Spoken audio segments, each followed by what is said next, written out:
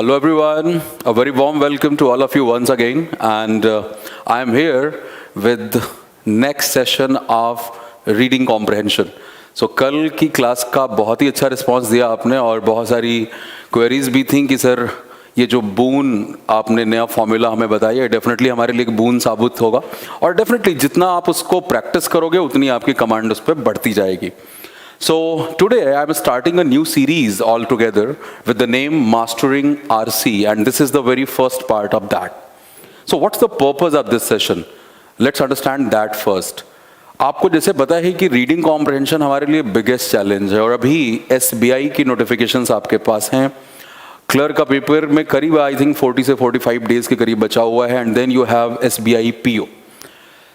सो यहाँ पे difficulty level definitely काफ़ी बढ़ जाता है बैंकिंग के एग्जाम्स में और SBI में खास तौर से IBPS के मुकाबले डिफ़िकल्टी लेवल काफ़ी बढ़ जाता है. इवन प्री के पेपर में भी out of 30 questions there are chances that you will get questions from reading comprehension of at least 15 marks, right.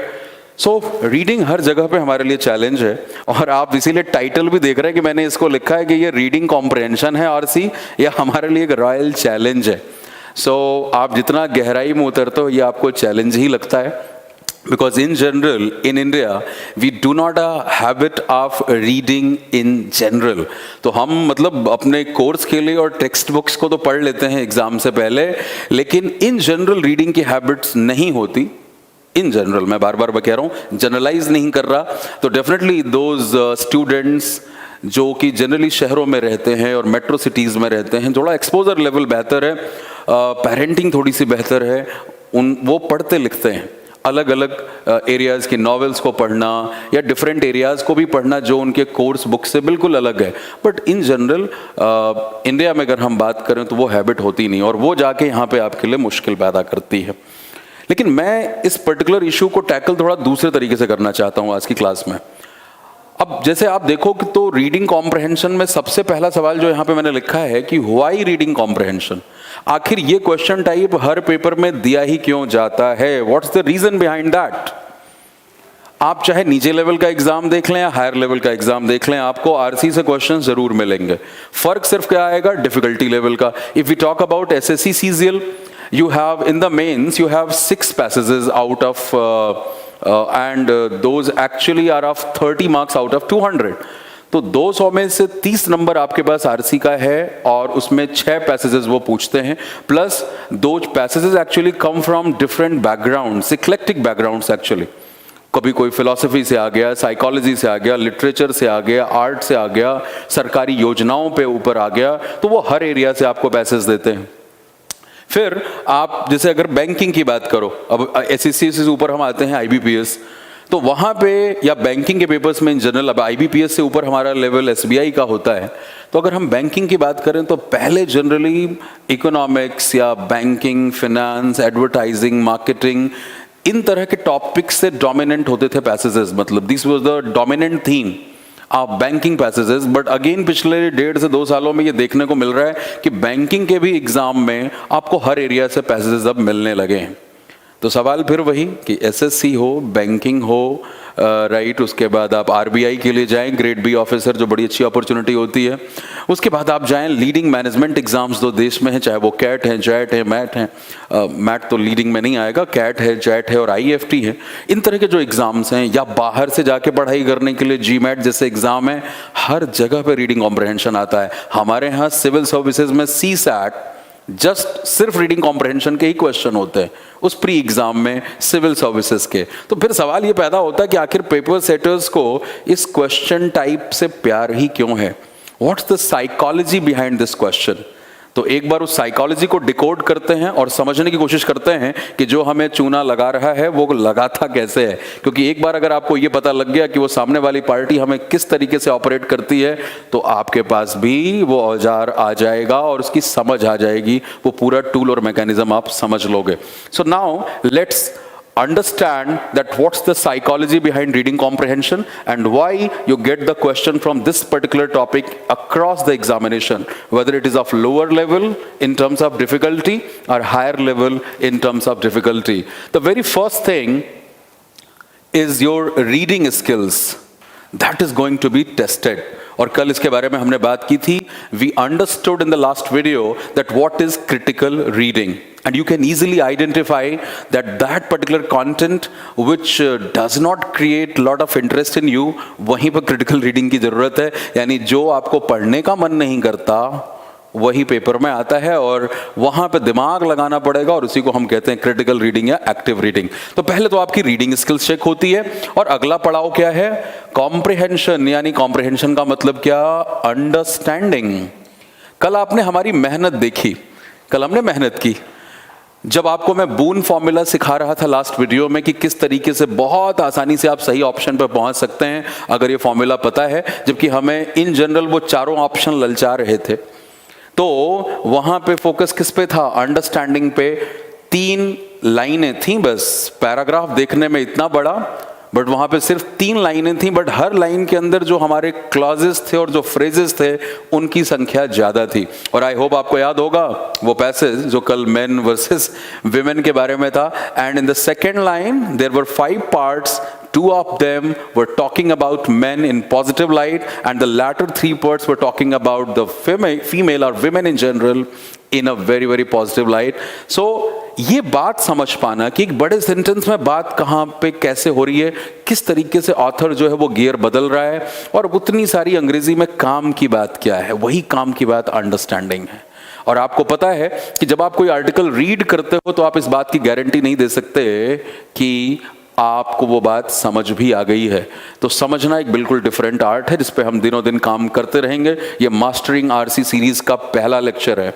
आपको उस तरह के और छोटे छोटे पैराग्राफ और उनको कैसे अंडरस्टैंड करना है वो सिखाऊंगा. और आज की क्लास की बहुत इंपॉर्टेंट बात, ये जो दूसरा सेक्शन है हमारा, हमें समझ नहीं आता कि जब इन बैकग्राउंड से क्वेश्चन आ रहे हैं तो हम कैसे उन पैसेजेस को पढ़ें. तो आज आपको उन सारी वेबसाइट्स के बारे में मैं बताऊंगा जहां से आप साइंस हुआ या फिलॉसफी हुई या आर्ट हुआ, कल्चर हुआ, ह्यूमैनिटीज़ के ऊपर जो टॉपिक्स हैं वो कहां कहां से पढ़ें, और जनरली कहां कहां से अच्छे टॉपिक्स पूछे जाते हैं. तो ये बहुत काम की बात है जो आपको कहीं पता नहीं लगती. तो ये दूसरा पॉइंट है आज के एजेंडा का. आइए पहले वाले पॉइंट को जरा और आगे बढ़ाते हैं. तो पहली स्किल आपकी हो गई रीडिंग, दूसरी अंडरस्टैंडिंग स्किल्स चेक होती हैं, और अंडरस्टैंडिंग को चेक करने के बाद अगली स्किल सेट जो वो चेक होती है वो आपकी एनालिटिकल स्किल्स होती हैं.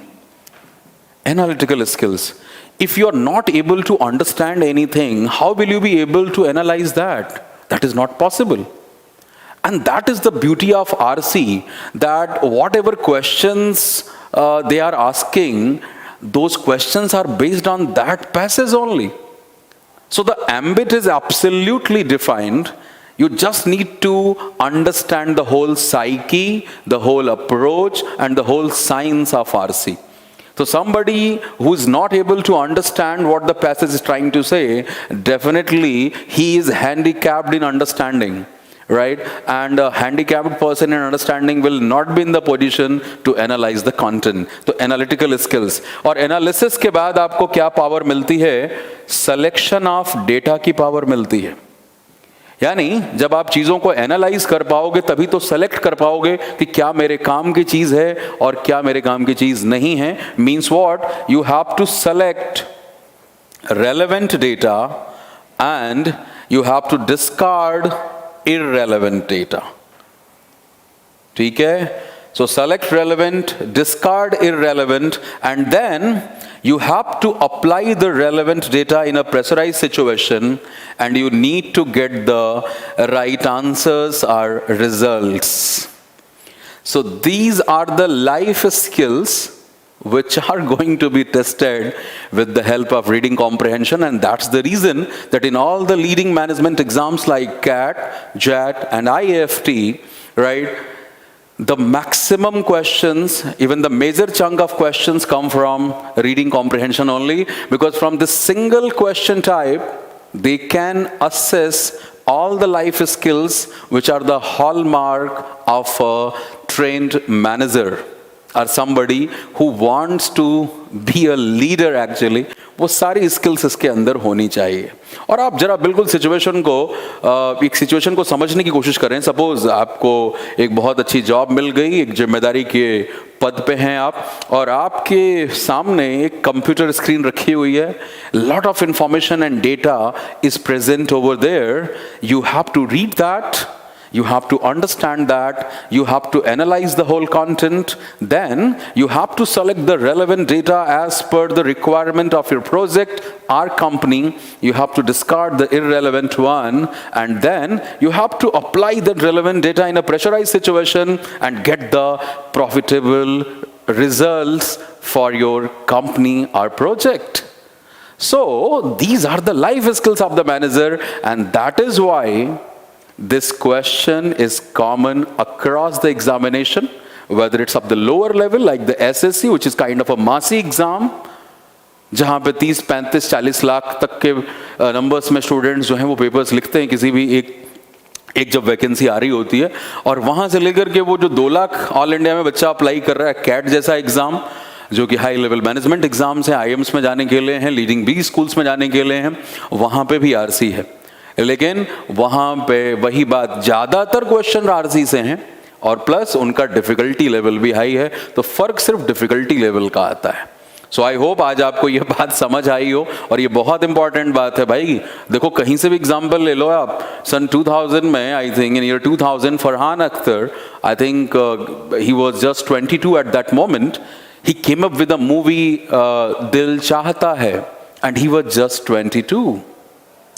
तो वो 22 साल की उम्र में डायरेक्टर है जो कि एक पूरी फिल्म बना रहा है, and he is more like a captain of the ship, right, जिसको सारी चीजें देखनी भी हैं, and he has to be very much intact with the whole story line, right, everything he has to take care of. और वहीं एक 22 साल का लड़का होगा जो मूवी हॉल में जाएगा, पैसे खर्च करेगा, फिल्म देखेगा, ही हा करेगा, हंस लेगा, रो लेगा, और फिर घर वापस आ जाएगा। तो चॉइस हमारी होती है भाई कि आप पर्दे के पीछे रख करके लोगों को ऑपरेट कर रहे हैं, या आप पर्दे के दूसरे साइड हैं जहां आप ऑपरेट खुद ही हो रहे हैं। तो choice is all yours, and that is why मैंने आज ये थोड़ी सी आपके साथ ये सीक्रेट वाली बात डिस्कस की है कि भाई व्हाट्स द पर्पस। अगर मैं पेपर सेटर के लिहाज से सोचना शुरू कर दूं कि व्हाट इज द रीजन, वो क्यों देते हैं ये, तो आपको बात समझ में आ गई। तो वो एक्चुअली आपकी अंग्रेजी नहीं टेस्ट कर रहे, वो इंग्लिश के माध्यम से आपकी लाइफ स्किल्स को टेस्ट कर रहे हैं कि भाई जिसको हमें लेना है, तभी तो इसको एप्टीट्यूड टेस्ट कहते हैं, हाँ या ना। जितने भी आपके कॉम्पिटिटिव एग्जाम्स है, they are called what, aptitude test, and the word aptitude come from the word apt, and what is apt, योग्य, कुशल। So they just want to check it out that are you able to perform in a pressurized situation or not. That is going to be tested. So there is a whole passage is given, lots of data, facts, figures are provided. You have to read the passage, you have to understand, you have to analyze, you have to select relevant, you have to discard irrelevant, apply the relevant in a pressurized situation, and get the profitable result for your company. That's the hallmark of a manager, and your managerial skills are going to be tested.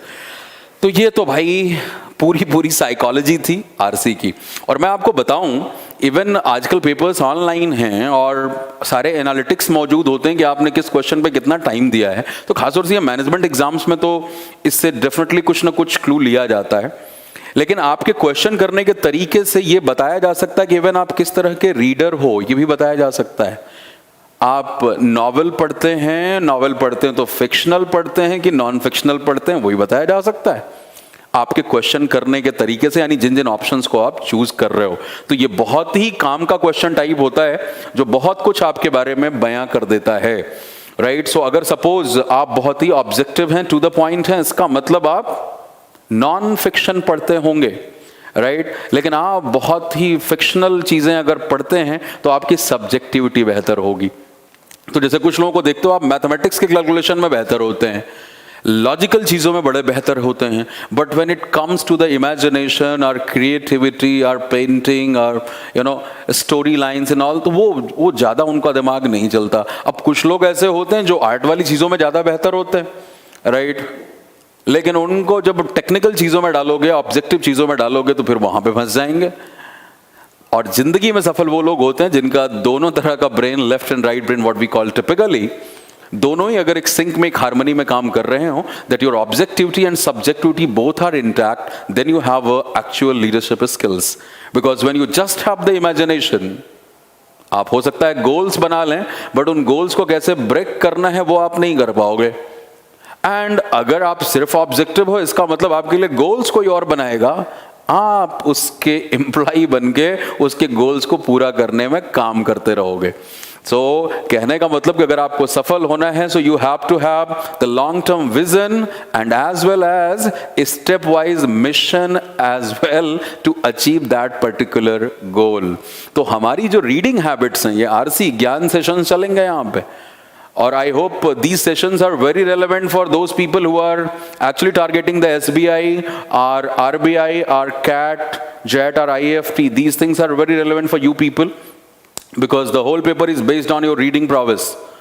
And बाकी सभी लोग, it's not just about the papers, it's all about your individuality as well. If you want to become a prominent individual and want to be good at the communication, you know, that's the choice, that's the kind of dream we have. That I should be a confident individual, and but again the communication skills come later. The first thing is the content. If you don't have the content, what the hell will you speak then? तो पहले ये पढ़ने की उम्र है, जानने की उम्र है, सीखने की उम्र है. पहले कंटेंट इकट्ठा करो, तब कम्युनिकेशन पे पहुंचोगे. और कंटेंट इकट्ठा कहां से करो वो अब मैं बताने जा रहा हूं. तो आपको आज मैं उन वेबसाइट्स के बारे में ज्ञान दूंगा थोड़ा सा, जहां से आप अलग अलग एरियाज के आर्टिकल्स को पढ़ सकते हो. ठीक है, एक बार रीडिंग की हैबिट बन गई ना, तो फिर इन तरह के पेपर्स और जाकर के हाई लेवल पे इंग्लिश ही रास्ते का एक ब्लॉकेट बनता है, वो ब्लॉकेट बहुत आसानी से दूर हो जाएगा. तो चलिए अब हम बात करेंगे उन एरियाज की, उन वेबसाइट्स की, कि किन किन वेबसाइट से आपको पढ़ना है, कहां से आप पढ़ सकते हैं, किस पर्टिकुलर एरिया के आर्टिकल. तो देखो, जैसे एक बात बहुत हमारी मतलब ये अंडरस्टैंडेबल भी है कि we all are limited in terms of our educational qualification. Somebody comes from commerce background, somebody comes from art, somebody you know from technical background. So we all are limited in terms of the exposure. But paper setter ये थोड़ा ही पूछेगा बेटा आपसे कि आप commerce background से हो या आर्ट बैकग्राउंड से हो या साइंस से हो या टेक्निकल हो, नॉन टेक्निकल हो, वो नहीं पूछेंगे. वो पेपर तो सबके लिए कॉमन होगा, आप ग्रेजुएट किसी भी फील्ड में हो. और यही हमारे रास्ते का एक बड़ा चैलेंज बनता है. अगला जो सेशन होगा ना, उस सेशन में मैं बात यही करने वाला हूं कि हमारे पास क्या क्या चैलेंजेस हैं, क्यों हैं वो. इसीलिए मैंने यहाँ पे रॉयल चैलेंज लिखा है. मैं आरसी शुरू करते ही बच्चों से सबसे पहले चैलेंजेस की बात करता हूँ. वो नाम लेते हैं, सर वोकैबुलरी है, सर ग्रामर है, सर रिटेन नहीं रहता, सर अंडरस्टैंडिंग नहीं है. अगले सेशन में मैं उन्हीं के बारे में बात करूंगा. सारी बीमारियों को भी जानेंगे और बीमारी का पता लगने के बाद फिर इलाज की तरफ जाएंगे. वो अगला सेशन उसके लिए होगा. लेकिन आज क्योंकि अभी पेपर्स हैं आपके और रीडिंग की हैबिट हमें डेवलप करनी है, तो ये एरिया सबसे इंपॉर्टेंट है. तो चलिए मैं बता दूं आपको कि अगर आप साइंस के ऊपर बेहतर आर्टिकल पढ़ना चाहते हैं, क्योंकि पेपर में हर एरिया की खिचड़ी आ रही है, तो आपके पास वेबसाइट है विच इज sciencedaily.com. एक तो ये आपके पास रिसोर्स है. दूसरा resource is phys.org, right. And the third one is the scientific American. जैसे मैंने ऑलरेडी कहा कि पेपर्स में जो पैसेजेस आ रहे हैं वो खिचड़ी वाले पैसेजेस हैं एंड हर एरिया से आ रहे हैं. तो हम किसी भी पर्टिकुलर एजुकेशनल बैकग्राउंड से बिलोंग करते हो, हमें एक्सपोजर हर एरिया का होना चाहिए. तो साइंस से रिलेटेड पैसेजेस के लिए आपके पास ये सारे रिसोर्सेज हो सकते हैं. अगला जो हमारा एरिया है विच इज आर्ट कल्चर. अब जैसे जो इंजीनियर्स हैं या साइंस के बैकग्राउंड से हैं, उन्हें इस एरिया में दिक्कत होती है. तो यानी आर्ट हो गया, कल्चर हो गया, ह्यूमैनिटीज के ऊपर जो हमारे सब्जेक्ट्स हैं, अलग अलग लिटरेचर हो गई. अगर आपको इसके बारे में जानना है तो कुछ हमारे रिसोर्सेज हैं. जैसे एक तो बड़ा प्यारा सा है द कल्चर वल्चर करके, द कल्चर वल्चर.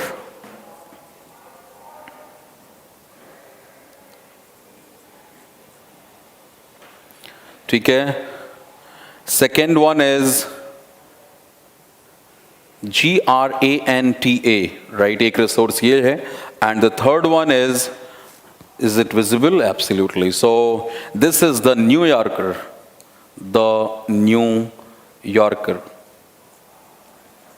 ये 3 रिसोर्सेज हैं आपके पास. तो ये साइंस से जुड़े हो गए और ये हमारे आर्ट कल्चर या लिटरेचर के एरिया से जुड़े हुए ये हमारे सारे ऑनलाइन रिसोर्सेज हैं। हम यहाँ पे बात एक्चुअली ऑनलाइन रिसोर्सेज की ही कर रहे हैं जो सभी लोग आसानी से एक्सेस कर सकें। ठीक है, सो 2 एरियाज कवर हो गया। ये थर्ड सेक्शन की तरफ चलते हैं और तीसरा हमारा एरिया है इकोनॉमिक्स, बिजनेस, ये सारा। इवन मैं अपने हर बैचेस में इसीलिए कुछ बेसिक बुक्स शेयर करता हूँ हर एरिया से, जहाँ पे स्टूडेंट को थोड़ा सा एक्सपोजर मिले, थोड़ी हमारी ज़मीन भुरभुरी हो। इकोनॉमिक्स एंड बिजनेस जो हमारा सेक्शन है, एक तो अखबार में भी आपको पता है कि हर एक न्यूज़पेपर के अंदर you have this particular section, the business world, right? So business economy, you should read that as well. एक सेशन हम सिर्फ उसके बारे में बात करेंगे, newspapers, how to read newspapers. लगातार आप सवाल पूछ रहे हैं, इसीलिए मेरे दिमाग में ये सेशन बनाने का ख्याल आया। तो उन सारे एरियाज को मैं सिस्टमेटिक यहाँ पे टैकल करूंगा। हाँ जी, इकोनॉमिक्स और बिजनेस में एक तो आपके पास आ जाता है फाइनेंशियल टाइम्स, ठीक है, फाइनेंशियल टाइम्स, और एक दूसरा आपका टाइम्स ऑफ इंडिया में स्वामीनॉमिक्स करके आर्टिकल आता था, अभी भी आता है, स्वामीनाथन अय्यर साहब का है वो। सो स्वामीनॉमिक्स जो है ये, इसको आप पढ़ सकते हैं। ये बड़ा पुराना भी है, मतलब आपको अगर पीडीएफ मिल जाए, and if anybody is interested I can give you, I have a whole set of Swaminomics. तो इसमें भी बहुत ही सेंसिबल आर्टिकल आपको मिलते हैं जो कि बिजनेस, इकोनॉमी, गवर्नमेंट पॉलिसीज, इन सभी की खिचड़ी के रूप में आपको मिलेगा। और the next one is the New York times, और न्यूयॉर्क टाइम्स में भी एक पॉल क्रुगमैन साहब हैं जिनके आर्टिकल्स बहुत पसंद किए जाते हैं और बैलेंस्ड होते हैं। सो द न्यूयॉर्क टाइम्स में आप जा करके, और एक्चुअली ना इनमें से जो रिसोर्सेज आपको बता रहा हूँ, इन रिसोर्सेज से कैट जैसे एग्जाम्स में, जो बाकी मैनेजमेंट हमारे लीडिंग एग्जाम्स हैं, लीडिंग मैनेजमेंट एग्जाम्स जो हैं, उनमें पैसेजेस आए हुए हैं। तो ये वही सारे रिसोर्सेज हैं और यहाँ पे आपको मिल जाएगा पॉल क्रुगमैन साहब के आर्टिकल। तो उनके आर्टिकल को पढ़ें, बहुत ही प्रख्यात नाम है। ठीक है, आप ऑनलाइन पढ़ना चाहते हैं, इवन एक बहुत अच्छा बैलेंस सा रिसोर्स लगता है मुझे, livemint.com, ये भी पढ़ सकते हो, livemint.com। यहाँ पे भी आर्टिकल काफ़ी आपको बैलेंस्ड मिल जाते हैं बिजनेस वर्ल्ड के। सो ये सारे हमारे रिसोर्सेज हैं। ये Swaminomics is Times of India, ठीक है, इनके लिए आर्टिकल्स लिखते रहें। So these are the resources for economics and business. और is the fourth section philosophy. Philosophy हो गया, साइकोलॉजी हो गया, ये वाला जो हमारा जॉनर है। और मैं इन सारे टॉपिक्स के ऊपर ना स्पेसिफिक, जैसे जो आपको ज़्यादा परेशान करते हैं, we will discuss certain passage on philosophy. जो भी चैलेंजिंग एरियाज हैं उन सभी का निदान इस फोरम पे आपको लगातार मिलता रहेगा, राइट? फिलॉसफी के लिए आपके पास एक तो फिलॉसफी हब है, philosophy hub, that's the source you have. And एक आपके पास आता है hubpages.com. It's a very good forum actually, hubpages.com. So I used to advise my CAT students for this particular forum. And what's the USP of this forum, HubPages, that on this forum you get the passages from all the areas actually. Even if you go to the philosophy, right, you will get whole sub list as well, like the subsection. So there are more than 100 plus main sections and then there are subsections as well. So बहुत ज़्यादा material है पढ़ने के लिए. And hubpages.com is a revered forum actually. Even if you are a blogger, you cannot publish your article easily over there. You have to write at least 5 articles and that should be of good quality, and then they allow you. So whatever material is present on that forum from different areas even, आप जाओगे philosophy में हर तरह की चीज़ें मिल रही हैं, psychology में मिल रही है, फिलॉसफी में भी जो वेस्टर्न फिलॉसफी है, ईस्टर्न फिलॉसफी है, राइट, वो सब कुछ बहुत डिटेल में है। आप बायोलॉजी के बैकग्राउंड से नहीं आते, आप साइंस में जाओ, फिर साइंस में सब सेक्शंस आपको बहुत सारे मिलेंगे। तो hubpages.com is also a very good source. And एक सॉफीज वर्ल्ड करके एक बुक भी है जो मैं एडवाइस करता हूँ स्टूडेंट्स को, सॉफीज वर्ल्ड। या एक तीसरा भी रिसोर्स आप लिख सकते हैं, that is Stanford Encyclopedia of Philosophy. Stanford Encyclopedia of Philosophy. So these were the four major sections, right? And ये सारे के सारे उनके ऑनलाइन रिसोर्सेज हो गए. तो ये आपका साइंस हो गया. This is art, culture, literature, humanities. This is economics, business, advertisement, advertising, marketing, you know. And then the fourth one is the philosophy. So these are certain online resources, and I hope that ये सारी list आपको बहुत help करे. और start reading actually, and start enjoying the whole process of reading. मैंने आपको बता दिया कि हाँ ये कितना beneficial होगा. And like SBI PO is approaching, clerk is approaching, and then the PO. You do know that in the selection process we have 3 stages. In the pre-examination you have English section, right? There are 30 questions, 30 marks, and 20 minutes only. And the chances are that you will get 15 marks RC out of 30 marks total paper. So that's the weightage of this section. And other questions are nothing but RC only, because you get the parasymbols, you will get odd one out, or you will get closed test. वो भी सब paragraph ही तो है. तो somebody who is not good at reading, उसको बहुत दिक्कत होने वाली है. So in the pre you have English, in the mains you have English, and in SBI PO or IBPS PO even you have descriptive writing as well. So along with your objectivity, they are going to test your subjectivity as well, because if the topic is given that what are the pros and cons of rolling out GST, you have to write the essay. And whatever you write, that simply reflects that what kind of person you are, how informed you are, what kind of vocabulary you are using, are you able to use the right jargons over there or not, are you are kind of generic, what is the structure of the sentences, whole the grammatical structure, like where you use the comma or semicolon or hyphen or m dash or n dash, what's the structure of the sentence, the whole thought process is coherent or not. So a lot of things are actually going to be tested in your descriptive writing, and that simply reflects your whole personality, your whole background, your whole knowledge base. And the third stage is what? That is the group exercise, what we call GE for SBI. In general, we call the GD, group discussion, and then the personal interview. And again, your English is going to be tested, because in GD, there will be a group of people, one topic will be given, and you have to talk about that in such a pressurized situation. And that is why I told you that the communication skill come later. The first thing is what? Content. And these are the resources with the help of which you can create a good content base for yourself from all the different areas. The word eclectic, what's the meaning of eclectic? I didn't discuss over here. Eclectic is the diversified. Because a person who's kind of managing a situation should be aware about the different areas.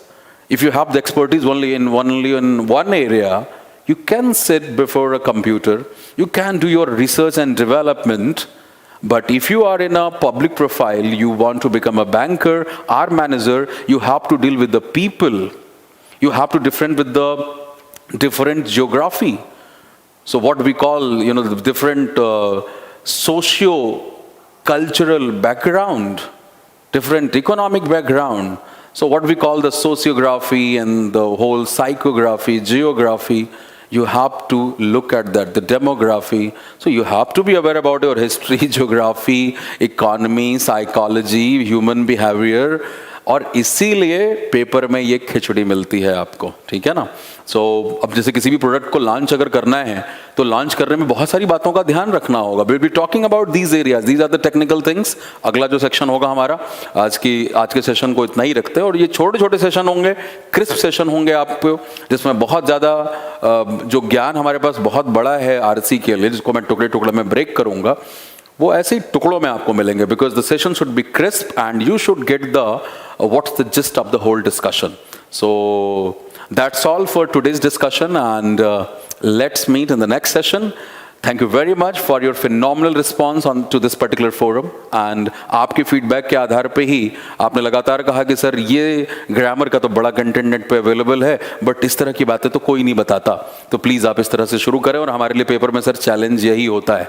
तो पहले आपकी बात को ध्यान में रखते हुए ये पूरा reading comprehension, cloze test, parajumbles जो आपको बहुत परेशान करते हैं और इसमें पूरी एक्सपर्टीज आ जाएगी। मेरा एक कॉम्प्रहेंशन बैच ऑलरेडी चल रहा है, दूसरे की लगातार आप रिक्वेस्ट इवन इन वीडियोस में भी कर रहे हैं। नेक्स्ट मंथ वो दूसरा कॉम्प्रहेंशन बैच लेके आऊंगा जिसमें हम एक्चुअल पेपर्स के क्वेश्चंस को सॉल्व कर रहे हैं। उसके बाद फिर ग्रामर पे भी लेके आऊंगा। ग्रामर भी हमने रूल को रटे हुए हैं, हमें एप्लीकेशन नहीं आता। Like we are learning the applied English, nobody asks you the rules in the paper, they are just actually interested in understanding कि आपको ये सारी बातों का एप्लीकेशन आता है कि नहीं, कोई आपसे रूल नहीं पूछ रहा। Application of the fundamentals in pressurized situation. That's the bottom line of all these exams. I repeat, application of fundamentals in pressurized situation. So clear your basics, learn the application of those basics, and then practice a lot to get that mastery. Thank you very much. That's all for this session. Let's meet in the next session. Thank you.